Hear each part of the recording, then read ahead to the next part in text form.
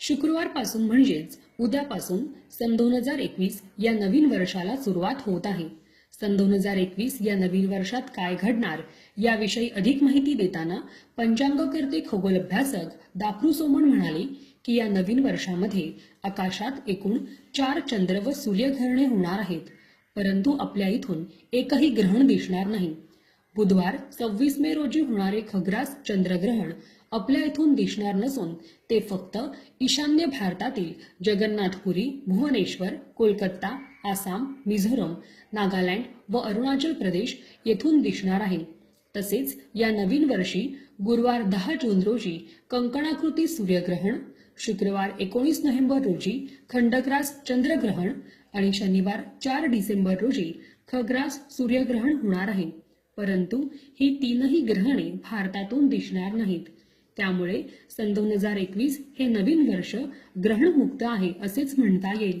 पौर्णिमेच्या दिवशी जर चंद्र पृथ्वीच्या जवळ आला तर त्याला सुपरमून म्हणतात। अशा वेळी चंद्र 14% मोठा व 30% जास्त तेजस्वी दिसतो। सन 2021 मध्ये मंगळवार 27 एप्रिल आणि बुधवार 26 मे रोजी असे आकाशात 2 वेळा सुपरमून दिसणार आहे। खगोलप्रेमींसाठी ही दुर्मिळ घटनाच पर्वणी ठरणार आहे। त्याचबरोबर येणाऱ्या नवीन वर्षात चाकरमान्यांना 23 सुट्ट्या मिळणार असल्याने सुट्ट्यांची चंगळ असेल। त्याचबरोबर विवाह इच्छुकांसाठी देखील मार्च, ऑगस्ट, सप्टेंबर व ऑक्टोबर हे 4 महिने वगळता इतर 8 महिन्यात भरपूर विवाह मुहूर्त आहेत, असे दाफरू सोमण यांनी सांगितले। सन 2021 हे नवीन वर्ष लीप वर्ष नसल्याने या वर्षात कामे करायला फक्त 365 दिवसच मिळणार आहेत। तसेच सरत्या 2020 वर्षात 31 डिसेंबरच्या रात्री 12 वाजता लीप सेकंद मोजला जाणार नसल्याने नूतन वर्षारंभ ठीक रात्री 12 वाजताच होणार आहे। मात्र पृथ्वीच्या गतीत होणाऱ्या बदलामुळे सन 2021 मध्ये 30 जूनला रात्री 12 वाजता लीप सेकंद मोजला जाण्याची शक्यता असल्याचेही पंचांगकर्ते खगोल अभ्यासक दाफरू सोमण यांनी सांगितले। शुक्रवारपासून नवीन वर्ष इसवी सन 2021 सुरू होत आहे आणि या नवीन वर्षामध्ये एकंदर 4 ग्रहण आहेत। त्यापैकी 2 सूर्यग्रहण आहेत, 2 चंद्रग्रहण आहेत। तर महत्त्वाची गोष्ट म्हणजे त्यातील एकच ग्रहण म्हणजे 10 जून रोजी जे कंकणाकृती सूर्यग्रहण होणार आहे, त्यानंतर 19 नोव्हेंबरला खंडग्रास चंद्रग्रहण होणार आहे आणि 4 डिसेंबरला खग्रास सूर्यग्रहण होणार आहे। ही 3 ग्रहणं भारतातून दिसणार नाही, परंतु एकच ग्रहण जे आहे 26 मे रोजी खग्रास चंद्रग्रहण आहे ते ईशान्य भारतातून दिसणार आहे। म्हणजे महाराष्ट्रातून एकही ग्रहण दिसणार नाही। 4 ग्रहणं असून मला वाटतं बरेच वर्षांतर असं घडतंय की ग्रहणमुक्त महाराष्ट्र असं म्हटलं तरी चालेल। आता पौर्णिमेच्या दिवशी जर चंद्र जवळ आला तर त्याला सुपरमून म्हणतात आणि तसा सुपरमून आपल्याला दिसणार आहे तो म्हणजे 27 एप्रिल आणि 26 मे या 2 दिवस 2 रात्री सुपरमून आपल्याला दिसणार आहे। त्यावेळी 14% चंद्र मोठा दिसतो आणि 30% जास्त प्रकाशित दिसतो। तसंच एक पिधानयुती दिसणार आहे। पिधानयुती म्हणजे काय तर जेव्हा चंद्रबिंब एखाद्या ग्रहाला किंवा तारकेला आच्छादून टाकतो तर त्यावेळी त्याला पिधानयुती असं म्हणतात आणि तशी पिधानयुती बरेच वर्षांनी दिसते आणि ती 17 एप्रिल रोजी चंद्र मंगळ पिधानयुती दिसणार आहे। आणि मंगळ ग्रह चंद्रबिंबा आड जाताना दिसणार नाही, परंतु चंद्रबिंबा आडून बाहेर पडताना सायंकाळी 7:21 दिसणार आहे। तेव्हा ही पिधानयुती पाहण्यासाठी महाराष्ट्रातील संपूर्ण भारतातील खगोल अभ्यासक हे उत्सुक आहेत। एक पर्वणी आहे।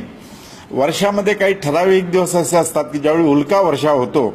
4 जानेवारी, 22 एप्रिल, 5 मे, 20 जून, 28 जुलै, 12 ऑगस्ट, 22 ऑक्टोबर, 17 नोव्हेंबर आणि 13 डिसेंबर या दिवशी उल्का वर्षा होणार आहे। ती एक खगोलप्रेमींसाठी आनंदाची गोष्ट आहे। आता सुट्ट्यांच्या बाबतीत पुढच्या वर्षी या नवीन वर्षामध्ये सुट्ट्यांची चंगळ होणार आहे। 25 सुट्ट्यांपैकी 2 सुट्ट्या म्हणजे 25 एप्रिलची महावीर जयंती आणि 15 ऑगस्टचा स्वातंत्र्य दिन या 2 सुट्ट्या रविवारी येत आहेत। बाकी 23 सुट्ट्या या इतर वारी येत आहेत. त्यामुळे चाकरमान्यांसाठी आनंदाची बातमी आहे की सुट्ट्यांची चंगळ आहे पुढच्या वर्षी. आणखी एप्रिल महिन्यामध्ये 5 सुट्ट्या आहेत आणि विशेषतः 13 एप्रिल रोजी गुढीपाडवा आहे आणि 14 एप्रिल रोजी डॉक्टर बाबासाहेब आंबेडकर जयंती आहे. 2 सुट्ट्या लागून येत आहेत. तेव्हा बाहेरगावी जाणाऱ्यांसाठी सुद्धा हा योग एक चांगला आहे. विवाहित जे आहेत त्यांच्यासाठी आनंदाची बातमी आहे की वर्षभरातील 8 महिने विवाह मुहूर्त आहेत. फक्त 4 महिने मार्च, ऑगस्ट, सप्टेंबर, ऑक्टोबर हे 4 महिने विवाह मुहूर्त नाहीत. बाकी 8 महिने विवाह मुहूर्त आहेत. तसंच सोने खरेदी करणाऱ्यांसाठी आनंदाची बातमी म्हणजे 5 गुरुपुष्य योग आहेत. 28 जानेवारी, 25 फेब्रुवारी, 30 सप्टेंबर, 28 ऑक्टोबर आणि 25 नोव्हेंबर असे 5 गुरुपुष्य योग या नवीन वर्षामध्ये आलेले आहेत. गणेश भक्तांसाठी अंगारकी हा महत्वाचा योग आणि असा अंगारकी संकष्टी चतुर्थी ही 3 वेळा आलेली आहे. 2 मार्च, 27 जुलै आणि 23 नोव्हेंबर अशा 3 अंगारकी संकष्टी चतुर्थी एका वर्षामध्ये आलेले आहेत. हे नूतन वर्ष जे 2021 हे लीप वर्ष नाही आहे. त्यामुळे आपल्याला कामासाठी फक्त 365 दिवस मिळणार आहेत.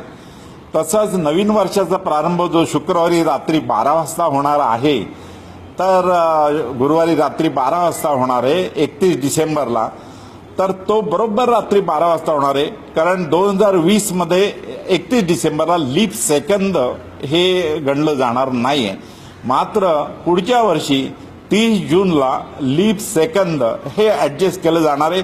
कारण पृथ्वीचा वेग मंदावतोय हे समुद्राला येणाऱ्या भरती ओटीमुळे आणि भूकंप ज्वालामुखी होतात त्यामुळं.